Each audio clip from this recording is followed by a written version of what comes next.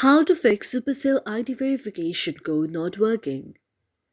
If any day you have a Supercell ID and you're not getting the Supercell ID verification code on your very mobile device and you are quite frustrated, do not worry as we have got the perfect solution on how you can solve it.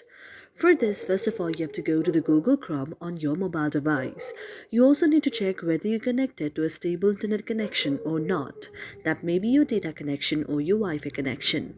And after that, you have to launch the Google Chrome on your mobile device. And then in the search section, you have to search Supercell ID Support Center. Now, when you tap on Supercell ID Support Center, now you can see an interface like this. Now here you have to go to the option of support here and then tap on the option of support here.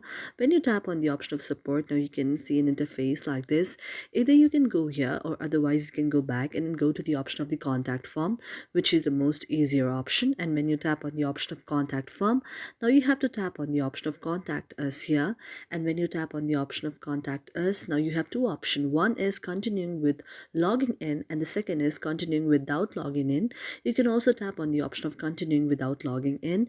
Now here you can tap on your category and also tap on your account name, your email address, and here you can tap on the message regarding your verification code not receiving on your Supercell ID.